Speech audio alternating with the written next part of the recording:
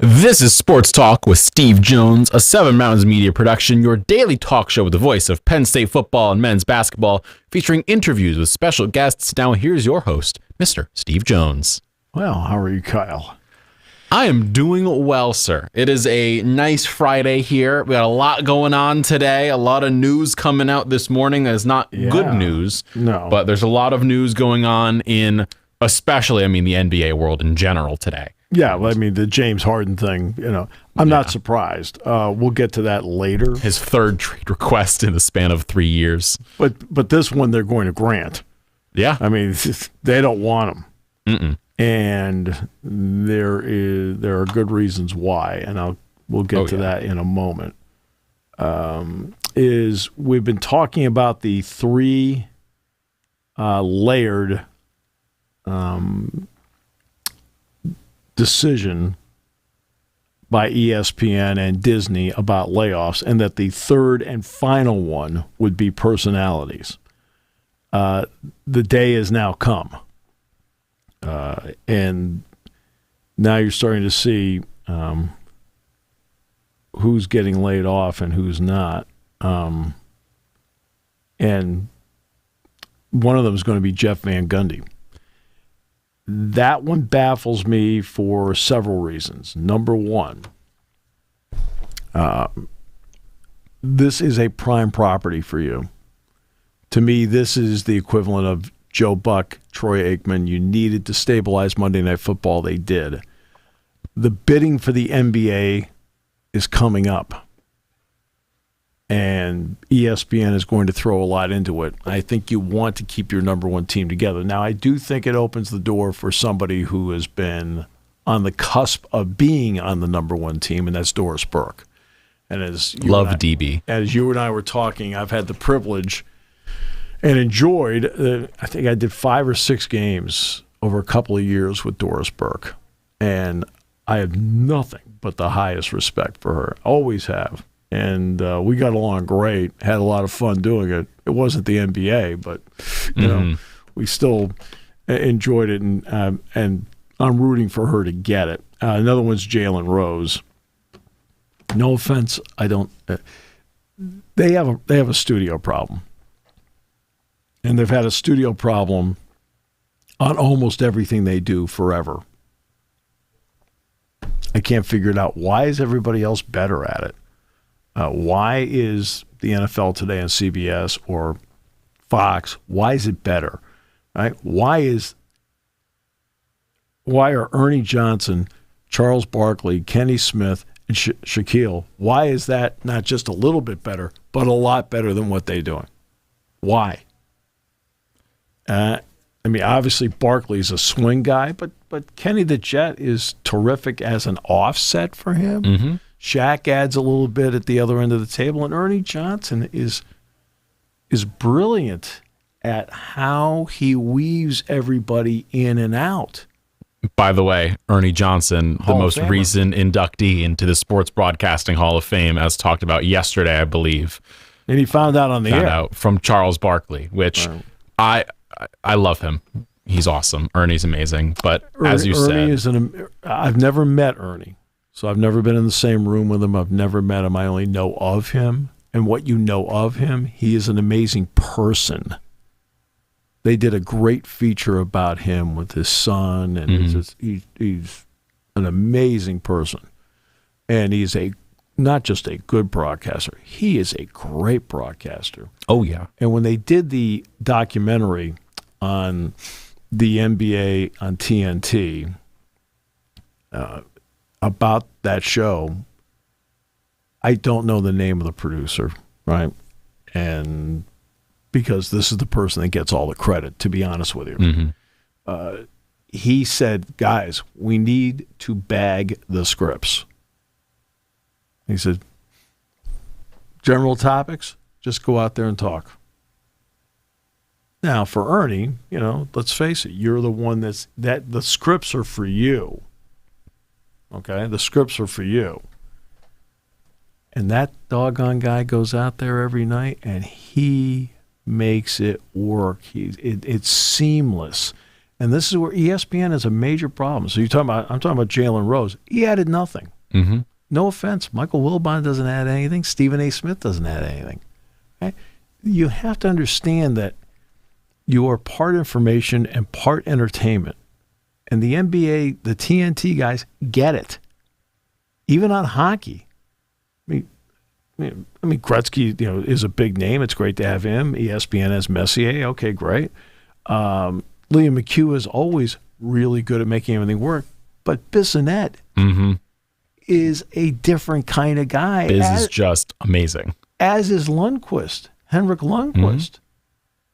They've got something going. Anson Carter's a good, nice, rock solid, right? But their TNT group's better than ESPN's. Right? And this is the worldwide leader in sports, and they can never get this right. When they had Berman and Jackson together, they had it right.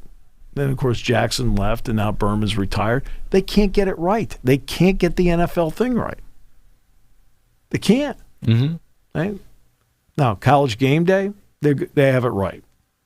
There's no question, right? Right? College Game Day for football and basketball, they have it right. They do a good job in basketball with Seth Greenberg and Jay and LaFonso Ellis, and Reese is, we've had Reese on the show. He's awesome. And Reese is just seamless with what he does. Same thing with football. Obviously Corso is at the end, but his personality is still, I give them credit for wanting to keep going there. Herb Street's tremendous, right? Desmond Howard's okay. I mean, he's, to be honest with you, he's okay. But as a unit, they work. Really well together. But this will be the day that we'll find out more and more of the layoffs. And this comes as ESPN. I mean, we are in radio. That's what our company does. ESPN is vastly shifting its radio structure. They canceled the Keyshawn, J. Will, and Max Kellerman show. Yes. They got rid of that. They're kind of canceling a lot of things here and there. I mean, Jalen Rose had a radio show. It was Jalen and Jacoby. Yeah. Great show. I enjoyed it. Yeah. And that feels like the route they're going is letting go of the people that did things they can replace them in parts with. Jalen Rose is a part heavily of NBA Countdown, which I'm guessing you're going to see maybe a Richard Jefferson or Kendrick Perkins, probably. But it's one of those guys or a JJ Redick that's going to get brought in. It doesn't work. And do you know why? As a young person, I feel like it doesn't work. Is that with Shaq and with Charles Barkley, you've got two guys who, when the best players in the world speak, you kind of listen to them. You have to, but also they know what they're talking about. Right. And there's not a comparison right now that they have at ESPN. I love JJ Redick. I love Richard Jefferson. I love Kendrick Perkins, but they are not Charles Barkley and Shaq. They're not that level. They're, I'd say, on the same level as Kenny the Jet Smith is in terms of who they were as players. When I'm sitting there doing Penn State football, who do I have next to me? You have Jack Ham. I have Jack Ham. I mean, so this brings out, and the same thing with basketball, Dick Girardi. And of course, you can't always get the Charles Barkleys and the Shaqs, but what they bring to the table is a word that was used a long time ago in politics, but it fits in broadcasting. I mean, why do Joe Buck and Troy Aikman, why do they command that much money, and why have they stabilized money in football? They have gravitas. See, that's the difference. They have gravitas. They have the ability to express their opinion and make you do this. Okay, he said what? Wait a minute, Charles Barkley's talking. I should listen to this. And it might be funny, and it might be serious, but I want to listen to it. Right? They don't have anybody in that set I want to listen to. Like, okay, fine. Right? Jack Ham talks on the broadcast, people listen. Dick Girardi talks on the broadcast, people listen. Right? Because the two of them have gravitas. Yeah. And it makes a big difference. That's why the Van Gundy part was confusing. Now I think they have a plan as to who they want to move up. And I feel that the Van Gundy one is also, he could coach he's flirted with going back to coaching a lot, and so they might. Same thing with Mark Jackson, he could coach. Yeah, but they just might be saying, okay, I mean, as you're about to say, with the analysts, they might move someone up and be like, okay, we can let him go, because at some point there was a very strong chance he did leave anyway. I mean, he coached for the Olympic team, so there's a bigger chance he leaves before Mark Jackson leaves. Right. Let's replace him first. Right.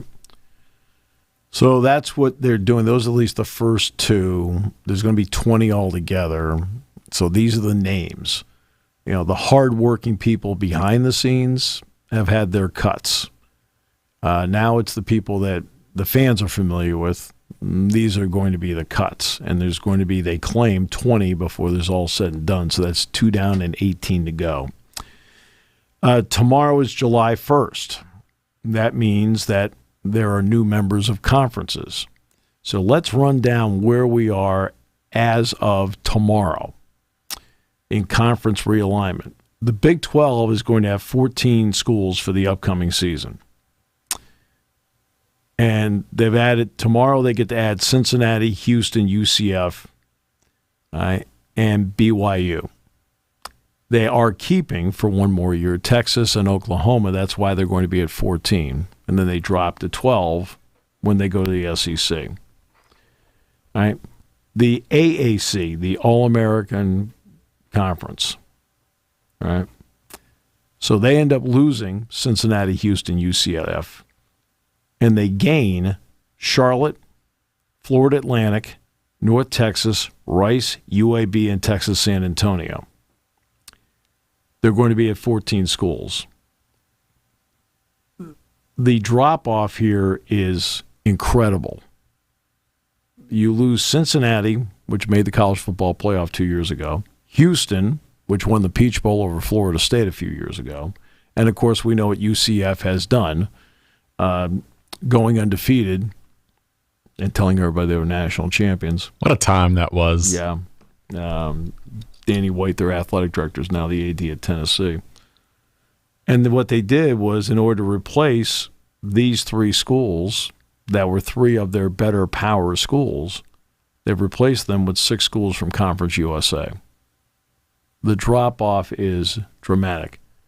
I mean, Mike Lesko, who runs it, is doing the best he can, but the drop-off is incredible. Now, they're going to add in, by the way, Navy is a football-only member, and Wichita State is a basketball member. Remember, they've already lost UConn. Mm-hmm. They tried to get Colorado State, San Diego State, Air Force, and Boise. Couldn't do it.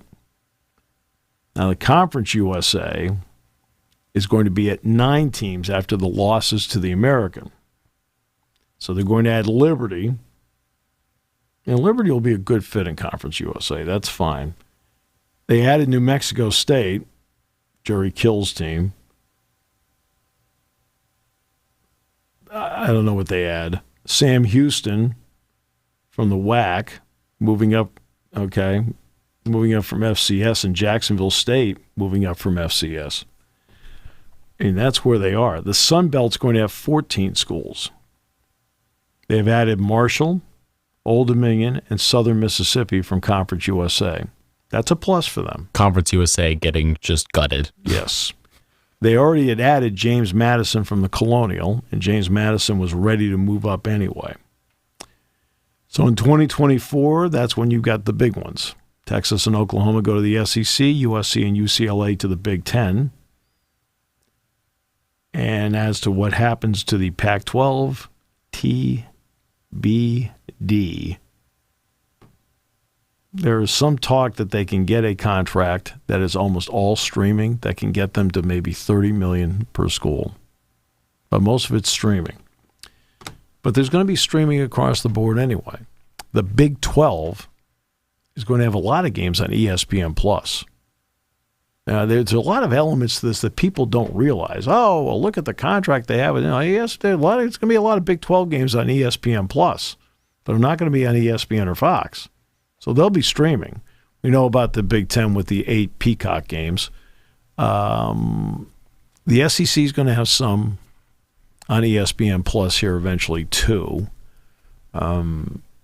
So there'll be more streaming than ever, but the Pac-12, if they go forward with the deal they're talking about, will be greater than ever. It could be as many as 70% of their games on streaming. Craziness. Yeah. So that's, so those are all. Now, then there's San Diego State. What does San Diego State mean? Apparently nothing.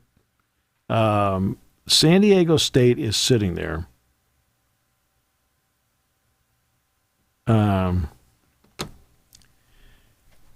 They have asked to be out of the Mountain West by midnight tonight.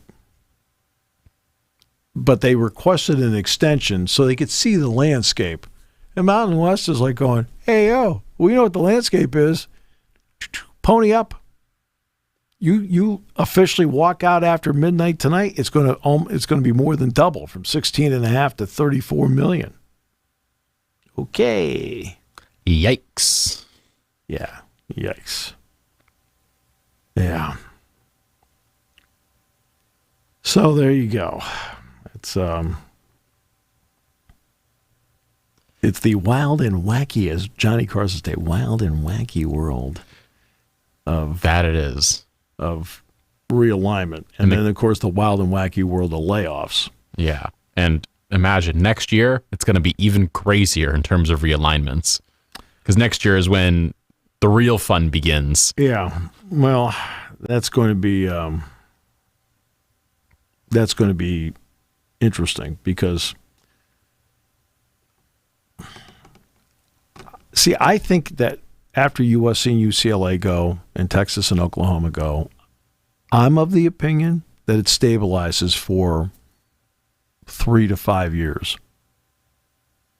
And I say 3 to 5 because the next round of media deals will start coming up in that 3 to 5 year span in all likelihood. Mm-hmm.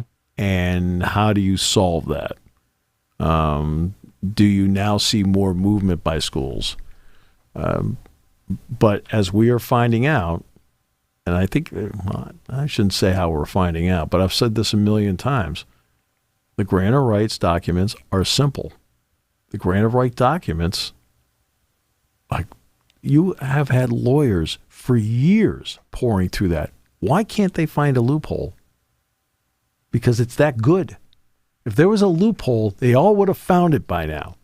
Especially when you're sitting there saying, well, wait, the Big Ten's getting, and everybody knew the Big Ten was going to get big money. Everybody knew. Right? So it wasn't like a year, the Big Ten, a year today, 1 year today, it was announced that USC and UCLA were going. But a year, 14 months ago, we all knew the Big Ten was going to get big money anyway. Now with USC and UCLA, they got a little bit more. All right. I mean, not a ton more, but they got a little bit more each. And that's what an expansion is supposed to do. If you're going to now have 16 slices of pie, the people you bring in have to make the slices bigger for everybody. And like Penn State did when they came in, everybody got a bigger slice of pie. Right? Well, when USC and UCLA came in, everybody got a bigger slice of pie. That's what expansion's supposed to do. It's not supposed to be, hey, we're going to go to 18 and 20, but, we're all going to lose some money doing it. Nobody votes yes for that. You vote yes for that, you're an idiot. You know what? We'll take less. No, we won't. I'm sitting in that chair and I go, we're not taking less money. Right? And what the heck? There's a reason why we're going to get less money. These guys don't bring enough to the table. And so I think that once the Pac-12 does do something, there might be a stabilization of 3 to 5 years in the college game. And the next big issue will be how many teams are in the playoff. Will it stay at 12 or go to 16? That'll be the next big issue. And then, of course, Notre Dame has to work out its TV contract. We want $75 million. NBC's like, we want to bid for the NBA. Good luck to you. What do Notre Dame and James Harden have in common? They want a lot of money and are not going to get as much money as they want. Well, James Harden's a very talented basketball player. But James Harden is not a winning basketball player. He's been to the finals as a sixth man with the Oklahoma City Thunder with Russell Westbrook and Kevin Durant. So he's done that. Houston, they were competitive with he and Chris Paul, but they could not get past the Western Conference final. Brooklyn ended up being, the whole thing was just a mess. It also happened during COVID. And the reason Philadelphia 76er fans love James Harden, in my personal opinion, is that he was not Ben Simmons. Yeah. I think the reason that that Philadelphia fans loved him is he was not Ben Simmons. He physically could not be a bigger negative than Ben Simmons. There was no way to be a bigger negative than Ben Simmons. But the reality then showed up, right? I mean, I've talked to Al Abdel Nabi and I've talked to Kate Scott, the two TV broadcasters. And I said, one of the keys when you have something like this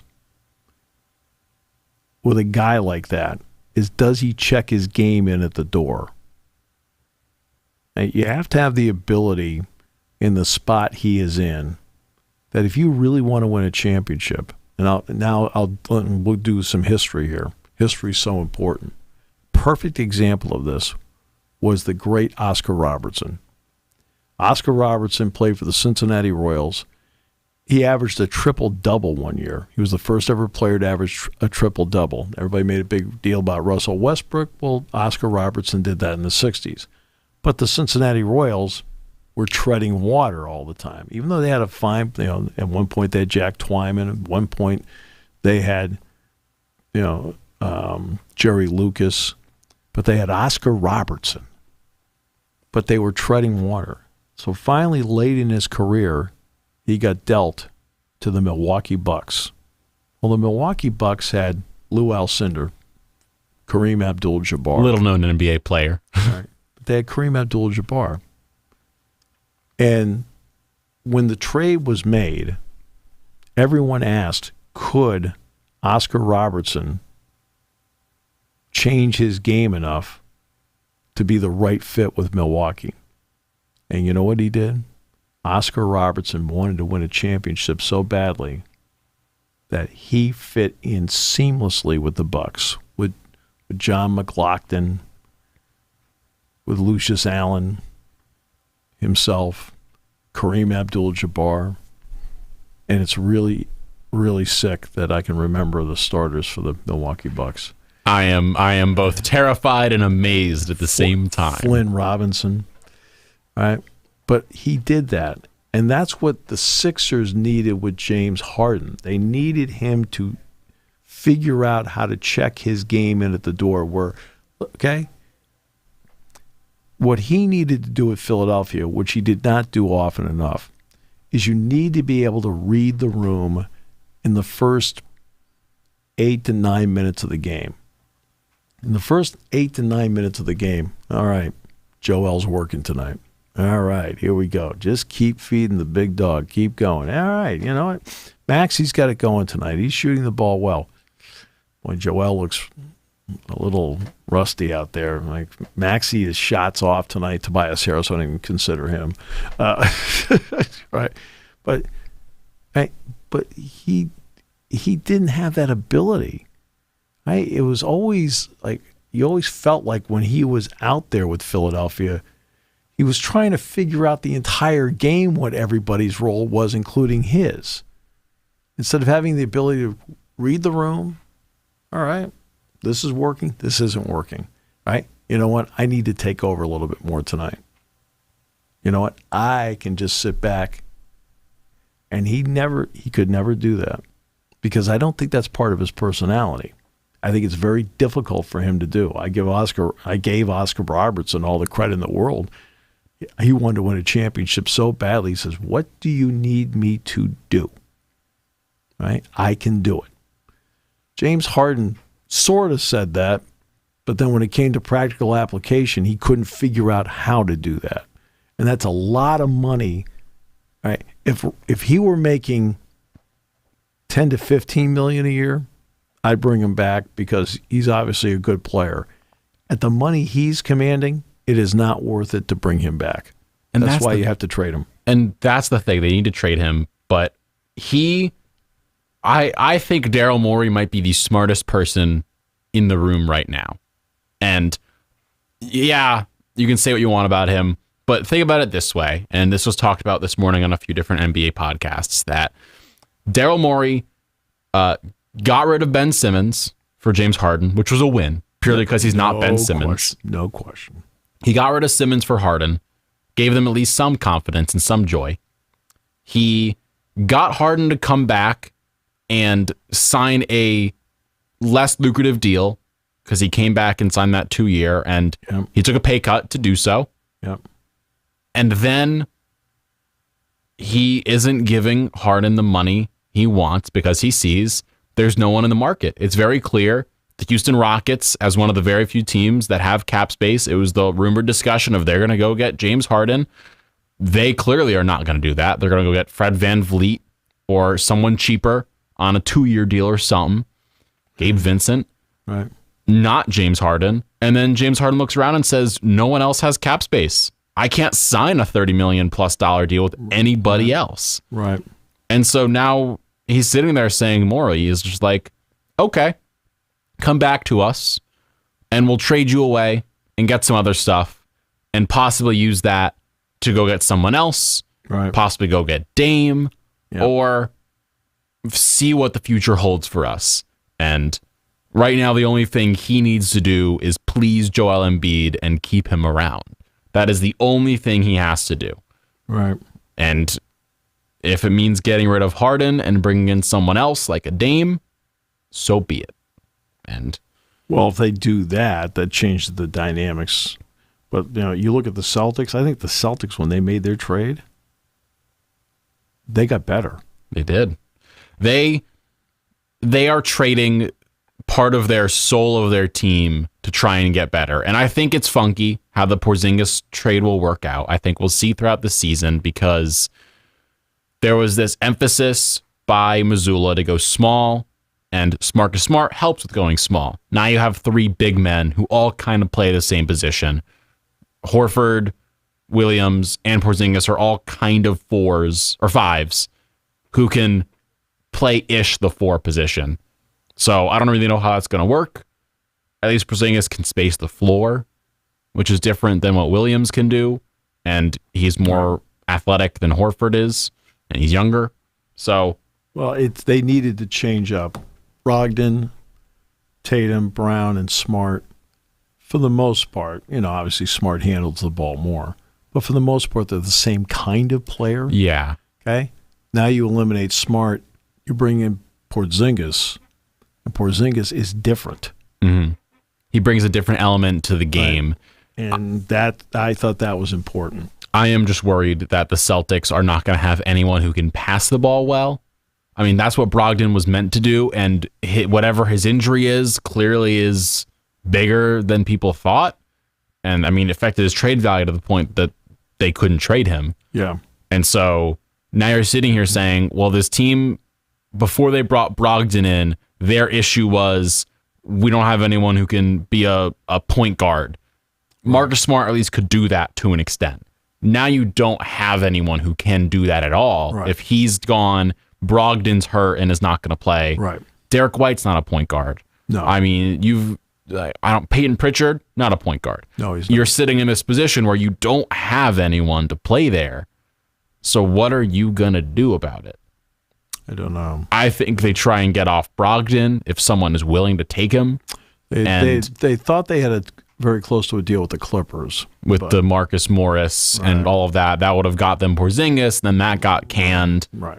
So maybe they send him to an Orlando who's got half a dozen point guards, and they get a Cole Anthony or somebody. But right now they have no one to play point. And as a team that has had issues with no one playing the point, getting worse at that position is a little bit scary. Sure. Oh, of course it is. Now, what do the Sixers do? What do they do at point? Because their point is Harden.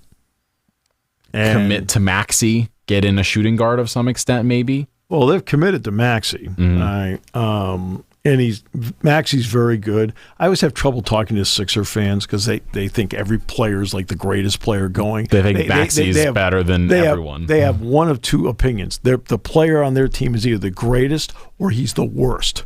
So Tobias Harris is the worst. Maxey's the greatest. And you're like, Maxey's very good. Oh, no. I said, no, he's very good. He is not great. Okay? People are like, we assign the word great too often. He's great. He's great. No, they aren't all great. Some are very good. All right? Maxey's very good and does some very good things. And I want to keep very good on my team. I want to keep very good. Yeah. Like Brogdon, for example, for the Celtics, is not great, but he's very good. You need very good players around great players. Derek White is very good. Not great, but he's very good. Tatum has moments where he can be great. Yeah. Right? Joel Embiid is a great player. James Harden is not. And I've said that forever. I'm sorry. You can't be. There's too many big games I've watched him play in his career where everybody's been enamored with the regular season numbers. But in the postseason, you are playing the better teams game in and game out. That's why when I talk about Aaron Judge, for example, I said, hey, guys, he has a .214 postseason batting average. Because teams know exactly what they're going to do the same thing over and over again. They're going to highlight your flaws. But you're facing the better pitching staffs because they're in the playoffs. They have the better pitching staffs. You're not beating up on Oakland. Nope. Okay? Ouch. Right? And I'm saying, though, you're not beating up on Oakland. You're not beating up on the Kansas City Royals. You're not. Right? You can get a lot of stats doing stuff like that, especially in the regular season. Oh, and you're facing somebody's fifth starter. You're not facing fifth starters in the postseason. You're right. not. And so that's why I do take a long look at postseason stats and say, okay, who can perform and who can't. Harden, right, in the regular season, especially when he was with Houston, lit things up, and then he would get to the postseason, and he'd be firing up shots left and right, and guess what? Coming up empty and making it a worthless possession. When you have to value the possessions more, and I don't mean take 20 out of 24 seconds so I can get the perfect shot. Yeah. Right? Hey, if he's got a great shot, 5 seconds of the possession, take it, because I might not get a better shot in the possession. I'm all for that. But he wasn't. He was just firing up shots. And he's sitting there like, what are you doing? Like Steph Curry picks really good spots to shoot. He picks really good spots to shoot. LeBron picks really good spots to shoot. And Harden didn't. He always was like that. That's what always struck me about him, is that when it came to the postseason, he'd just be, quote, jacking up shots. I'm like, well, what are you doing? It's like, play the game. They even had Chris Paul to try and steady him, and it still didn't work. I know everyone talks about it, but I always think back to that injury to Paul. Like, what does the NBA look like today? I don't know. If that doesn't happen. That's like, maybe Kawhi and PG aren't Clippers. Maybe the Knicks have LeBron. I don't know. Maybe we know more about Cliff Paul. And what he can do for us at State Farm. But it is a very interesting period right now with the NBA because the CBA has been signed. Yes. As of tomorrow, all of the player contracts switch to what they are next year. Yep. So that's why the Harden trade would happen now, because he's technically a $33 million cap hit versus 36. Yep. There's a lot of differences that are going to take place, and the moratorium period begins for NBA free agency 6 p.m. today. So in just about 6 hours, we're going to get a flurry of Adrian Wojnarowski notifications and Shams Charania notications. There's and a it's good going to be chance crazy. It's probably fed to him by the league, but it's all right. Yeah. At 6:01 p.m., we'll know where half the league is going. Yeah. And then the official signing period begins in I think it's a week or 6 days or something like that. So we'll know by then. But the big one, Harden, what? Does he go to the Clippers? The only two teams that have been linked so far are the Clippers and the Knicks. As a Knicks fan, I think every Knicks fan has universally, as of the last 24 hours, said, 1, we don't want him, and B, whatever we have to trade to get him, we don't want to give up, because that would require giving up RJ Barrett or Emmanuel Quickly. I don't want to do either of those. Nope. And we don't have the salaries to match unless we get rid of Evan Fournier, who's gone. We're getting rid of him anyway. Right. Oh, and Isaiah Hartenstein is like the other one, or RJ Barrett, basically. And we don't want to give up draft picks, because what if Joel Embiid becomes available because the Sixers tank? Or what if Cat becomes available? I mean, there's a lot of players that the Knicks are sitting there saying, we would like to get you. So I think it's the Clippers or bust for the Sixers to get rid of Harden, but they're not going to get valuable players back. I mean, is Robert Covington, Nick Batum, and Marcus Morris valuable? They could maybe help you because they're expiring deals, get you someone else. Maybe. But I don't know. I don't know. I always find it. First of all, the Clippers are a mess. The Clippers are a dumpster fire, but they're trying to put out the dumpster fire so they can move into their new arena in a year and say, look at us. We're all shiny and nice and clean and great. Yeah. Yeah. They're a mess. Now, the new arena will be nice. It's out Encino? I think it's being built in Inglewood, isn't it? Inglewood? Yeah. I knew it was an I. It was an I something. Yeah, it's in, because I went past it on the way to the airport. It's right near SoFi Stadium, which is where the forum is. Yeah, it's going to be a very beautiful arena. But I believe Bobby Marks talked about this, and he was there when the Nets transitioned from New Jersey to Brooklyn and made all those trades where there was an edict brought down of we can't go into the Barclays Center when it was built with a team of rookies. Right. Can't do it. Not allowed. So you got to go and get guys that are pre-made for this building. And they went and got Deron Williams, Joe Johnson, PG, Paul Pierce. We know how those went. And is that part of this Clippers issue? And that trade, by the way, actually made the Celtics into what they are today. It did. And you're sitting here, this Thunder team just got made because of the trade they had. Yeah. But the big story, and we keep discussing players and contracts and trades, and we haven't talked about this part of the Clippers, and I want to get your thoughts on it. Because at some point in July, Kawhi Leonard can sign an extension, and at some point in September, Paul George can sign an extension, and it's assumed they're going to walk in the door and say, we want the max. Each of them are going to do it. Well, I'd give it to Kawhi. I know he misses a lot of time. I would not give it to Paul George. So you would not? Okay. That's me. I'm not a big Paul George. Got to remember, I am not a big Paul George guy. But let's assume Kawhi says, PG's not here, I'm gone. I mean, the only reason they technically this has come out since then, the only reason they got Kawhi is because they were able to trade for Paul George. That's why that night where it was like midnight in the East, I mean, the NBA world exploded because it was like, oh my gosh, they're trading for Paul George and they're now signing Kawhi too. And it was just this crazy like hour span of those two things happening. Right. I believe the Anthony Davis trade was final. Like there was multiple things getting finalized at once. Right. And all of it was because Kawhi said, I need you to go get me Paul George. And if PG's not there, does he say, actually, I don't want to sign here anymore? And then does he leave? It would be something I would talk to him about. I mean, Ballmer's got money, so let's not pretend he doesn't have money. If you're asking me from a basketball point of view, I'm sorry. I'm just not a big I'm just not a big Paul George guy. Just not. I think he is. There will be people that will say he is going to the Hall of Fame. Yeah, there's a lot going on. It's going to be a little bit of a crazy period in the NBA with those two. To the Clippers, there's been rumors of Paul George getting traded, Paul George not getting traded. What do they do? What does Dame do? And we haven't even mentioned him. Right. I mean, he's a part of this. Like I'd trade for him in a heartbeat. Everyone would. But does Dame want out of Portland? The consensus kind of is he doesn't. He met with Joe Cronin and all these guys who were like, oh, we're committed to working this out with Dame and Scoot and Shaedon Sharpe and all of them. Yeah. And it's going to be a very long NBA free agency period, and it all begins in literally 6 hours and 12 minutes is when the notifications will begin. Yeah. The only deals that have been done so far are just the re-signings, which was Harrison Barnes. Which are allowed. Yeah. Harrison Barnes, 3-year, 54. Yep. Josh Hart picked up his option for the Knicks, which I'm a fan of that, of course. He's a good player. I want to pay Josh Hart everything to keep him in New York forever.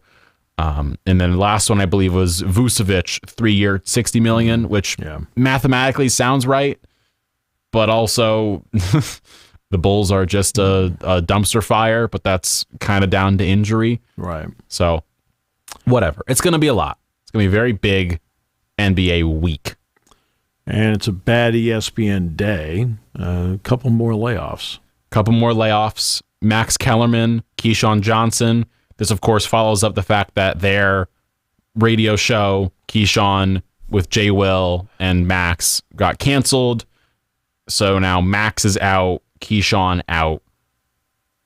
It's getting bigger and bigger and bigger. And I think people thought there were some names that weren't touchable, but this makes some sense, I guess. ESPN Radio at one point had Mike and Mike in the morning. And it followed that up with Colin Cowherd, which then was followed up by Scott Van Pelt and Ryan Russillo. Right? Now, that's a power lineup. As time has gone, Cowherd went to Fox.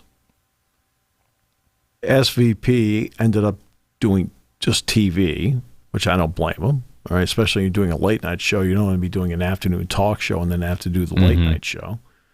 And he can't picture himself doing that show, by the way, in 3 years based on an interview he just did. And then Mike Greenberg wanted his own TV show, and essentially that broke up Mike and Mike in the morning. They have been a hodgepodge on ESPN Radio ever since. People get attached to personalities. I mean, they get attached to them. And if you keep jumbling all the time, people can't get an attachment to what is going on. That's been the success, for example, Jeff Brown. Right? People in this area love Jeff Brown. They are attached to him. When he went from 3WZ to the Bus, people follow him, and now he's been at the Bus for over 20 years. Yeah. Right? They love him. Right? Roger Corey's like that. Especially down in Altoona, they love him. The dude whose chair I'm sitting in, Jerry Valeri. Jerry Valeri is people love him. Absolutely. They love him. He's funny. He's real to people. I mean, what you hear from Jerry on the air is actually who he is, and they love him, and they get attached to them. ESPN has jumbled up the lineup so much, nobody can get attached to anybody. You can't get attached to anybody. It feels like the last show that people had attachment to, because when Mike and Mike left, Cowherd left, like that exodus happened. The last one that had some form of attachment was Levitard. Right. That was probably the last one. Absolutely did, yeah. And he has talked a lot on his show about what's going on right now at ESPN, where he was just like, yeah, they don't care about radio anymore. And the only reason people cared is because they grew fond of, like, I grew up with Mike and Mike. That was my duo. Sure. That is a very big reason of why I am here today, is because I listen to them religiously every day. Right. And I grew to enjoy that. And they left. And who's on ESPN radio now? Nobody knows. I don't think anyone knows. Stephen A. Smith had a radio show for a while, right, which was odd. I mean, Bart and Hahn, no offense to them, it's not my cup of tea. Mm-hmm. The morning show, not my cup of tea. But they're just... Even though, for example, like Jay Williams was on that show. Mm-hmm. I mean, I've been around Jay Williams a couple of times. I personally like Jay. Mm-hmm. I think Jay's very smart. But you have to be able to make it work. There has to be a chemistry to it, and you cannot teach chemistry. You cannot teach. I tell my class all the time, same thing. I said, listen, I'll start out in the first day. I said, 2 things I can't teach you. Number 1, I can't tell you if you do A, B, C, and D, you're going to get a job. I said, it's all subjective. I said, number 2, I said, I can't teach you chemistry. I said, it either happens or it doesn't. And that's what's happened with ESPN. Their guys don't have any chemistry. They caught fire with Mike and Mike. Right. Their chemistry worked. Right. From the jump, it just worked. And I kind of wondered if SVP would work with Russillo, and it did. Mm-hmm. I mean, and that worked. They both did really well working together. And Cowherd was always a solo act. Yeah. And Dan Levitard. I mean, Levitard is a solo act to a point. You know, he's got this cast and crew that is Stu Gatz, and that's fine. Just like Dan Patrick on his show has the Dan and the Danettes. Whatever. Rich Eisens, like they all even these solo acts to an extent, not Coward because he's a bit different in how his show worked. They had their cast and crew of characters around them. Pat McAfee has the exact same thing. Yeah. Pat McAfee's probably going to end up being, they're going to probably put him on ESPN radio somewhere if they can get that to work. Right. But so national radio is difficult because you have to come up with topics that can appeal to as many people as possible. So do you sit there and talk about what the Memphis Grizzlies are doing, or do you sit there and talk about the second largest market in the country in the Los Angeles Lakers? And they spend a lot of time talking about the Lakers. But there's a vast majority of the country that just doesn't care about the Lakers. They don't. Local radio. Now, local, where you can sit there and you can take a day and talk about national issues like we've talked about today, but conference realignment hits close to home. But we can talk about Penn State football anytime we want. We can talk about Penn State wrestling anytime we want. Penn State basketball anytime we want. We can do that where we can bring it home. And I spoke in Johnstown last night, and one of the guys used to work at Channel 6. He says, can you believe, he says, how they've cut way back on sports on TV stations. I said, you know what? I said, it's the ESPN syndrome. They feel like all the highlights are there. I said, when they've got to realize that if they take care of the local niche, okay, I'm at Channel 6. We've got the Penguins. We've got the Pirates. We got the Steelers. Right? We have Penn State. We have high school football on Friday nights. We have high school basketball during the course of the week, high school wrestling championships, baseball, softball. I said, where you bring it like into the living room where you're taking care of your niche. I said, and for some reason, there are a lot of local TV stations that more and more aren't getting it. I said, because they're trying to make a bottom line for the quarter instead of having a big picture look. And that's a problem.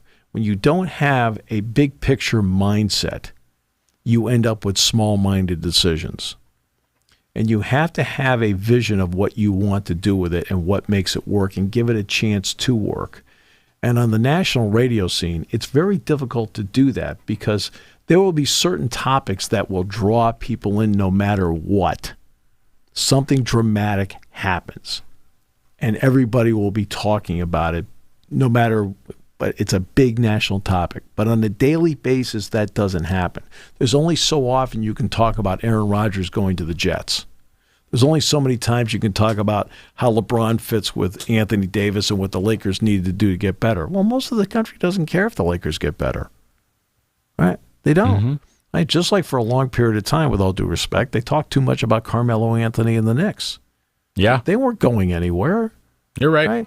And I know they're trying to promote, they have the NBA contract, so they're doing more NBA than ever. And, they can talk about the NFL over and over again, and you can discuss the NFL, but you can't just keep talking about the same topics over and over again on an everyday basis. You've got to be able to bring it home where the fan that is listening can relate. That's why national radio is difficult. You're trying to appeal to a broad-based group, an entire country, with specific topics, and there's going to be a lot of them that a lot of fans are like, who cares, right? Where if you're doing local talk, you're already, getting into the mindset, okay, let's talk Penn State football. You got 110,000 people are going to the games, for goodness sakes, right? What about NIL? What about the situation of running back? What does Trey Potts bring to the table? I mean, so I'll take some time and I'll talk about what guys can and can't do. What does Dante Cephas do? Can he make Aller better? How good's Aller going to be? I've been doing a lot of speaking engagements in the last 2 months. I've done 2 this week, one in Hazleton and one in Johnstown. So I've been on the road the last 2 nights, right? And, you're there talking about what they want to talk to. That's local radio just in a speech setting. And there's got to be a commitment on local radio to do stuff like that instead of saying it's cheaper to pick up the national stuff, and the national stuff's not that interesting because it doesn't appeal to everybody. Hey, what do you think the Utah Jazz are going to do? And you got somebody in the car going, okay, and what other channel do I have to go to? this is a fun story I want to tell you. So a big reason why I am in radio is because in the summer of 2014, I told this story a couple times.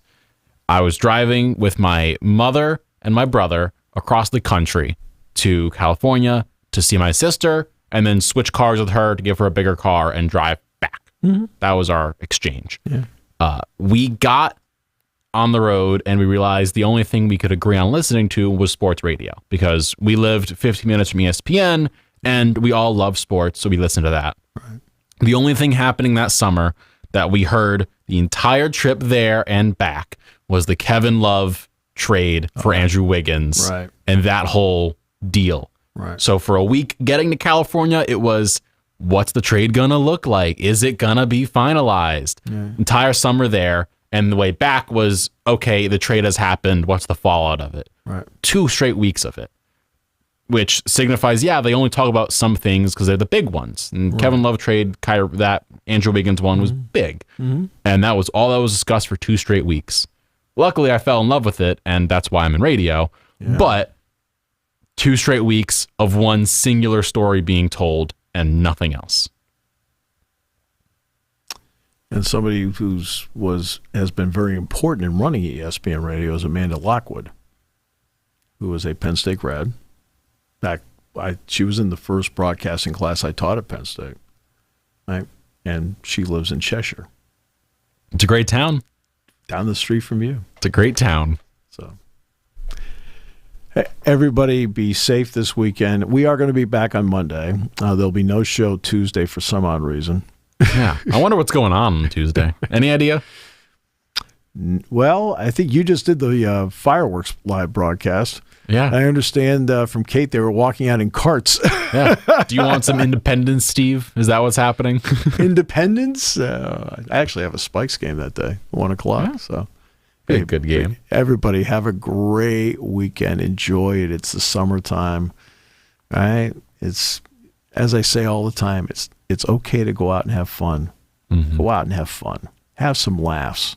Have some fun. Have some laughs. But of course, on Monday, tune in to Sports Talk with Steve Jones. Then we'll get serious again. The Seven Mountains Media Production. Check back daily for all the latest sports news and analysis. The voice of